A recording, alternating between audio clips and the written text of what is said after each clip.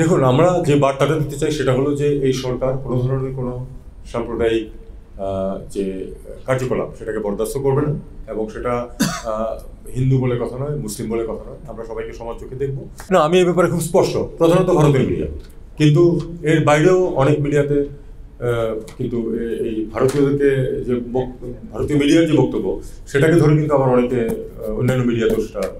দেখুন, আমরা যে বার্তাটা দিতে চাই সেটা হলো যে এই সরকার কোনো ধরনের কোনো সাম্প্রদায়িক যে কার্যকলাপ সেটাকে বরদাস্ত করবে না, এবং সেটা হিন্দু বলে কথা নয়, মুসলিম বলে কথা নয়। আমরা সবাইকে সমান চোখে দেখব, এবং এই মেসেজটা আমরা সবাইকে দিতে চাই, পার্টিকুলার কোনো একটা অংশকে না, সবাইকে এই মেসেজটা দিতে চেয়েছি। এবং এটাও আমরা বলেছি যে এ ব্যাপারে আইন তার গতিতে চলবে, এবং সেখানে যদি কেউ বিশৃঙ্খলা সৃষ্টির চেষ্টা করে অবশ্যই সেটাকে শক্ত হাতে দমন করা হবে। এই মেসেজটা সবার কাছে গেছে। এখন আপনি যেটা বলছেন যে পার্টিকুলার কাউকে, এটা আমরা যখন সরকারি পর্যায়ে যখন কোনো রিয়াকশন আমরা দেখি, আমরা সেটা প্রতিবাদ করি সরকারিভাবেই, সেটাই। আর বাকিটুকু আমরা ইন জেনারেল টার্মসে আজকে কথাবার্তা বলেছি। আমরা তো কোনো কাউকে দোষারোপ করার জন্য আসি, আমরা শুধু আমাদের অবস্থাটাকে শক্ত করার জন্য, শক্তভাবে উল্লেখ করার জন্য এসেছি। না, আজকের ব্রিফিংয়ে নিঃসন্দেহে ভারতকে নিয়ে আমি কিছু বলিনি ওইভাবে। আমি মিডিয়ার সম্বন্ধে বলেছি, এবং ভারতীয় দূতাবাসের প্রতিনিধি ছিল। স্পেসিফিক্যালি এই বিষয়টা আমরা তুলিনি, এই বিষয়টা আমরা সংশ্লিষ্ট দেশের সাথে তুলব। কারণ অল পার্টি পার্লামেন্টারি গ্রুপ, যেটা তো ব্রিটেনের, আমি তো অন্য সেটা বলে লাভ নেই, ব্রিটেনের সাথে আমরা এই ইস্যুটা তুলব। আপনারা দেখেছেন যে অত্যন্ত একপেশে একটা রিপোর্ট তারা দিয়েছে, মানে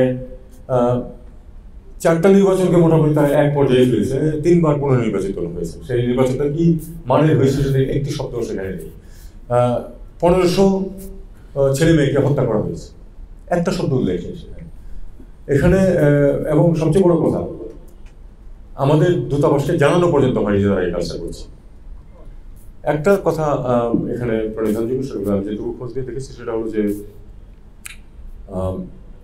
ওখানে পূর্ববর্তী যে দল ক্ষমতায় ছিল তাদের আসলে লোকজনের সংখ্যা বেশি, ইনক্লুডিং পার্লামেন্টের উপরে তাদের ইনফ্লুয়েন্স একটু বেশি, এতে কোনো সন্দেহ নেই। মানে ইয়ার মধ্যে যে কমিউনিটি আছে তার মধ্যে আছে সকলেই, কিন্তু তাদের একটু শক্তি বেশি, কাজে সেটা ইনফ্লুয়েন্স করতে পেরেছে। প্লাস এটা ভুলে গেলে চলবে না যে এটা কিন্তু একটা গ্লোবাল ক্যাম্পেইন চলছে, কিন্তু গ্লোবাল ক্যাম্পেইন চলছে, গ্লোবের সবাই যে পার্টিসিপেট করছে তারা, কিন্তু গ্লোবাল ক্যাম্পেইনটা চলছে কিন্তু একটা বিশেষ গোষ্ঠীর তারা চেষ্টা করেছে, সবখানে তারা হিট করার চেষ্টা করছে।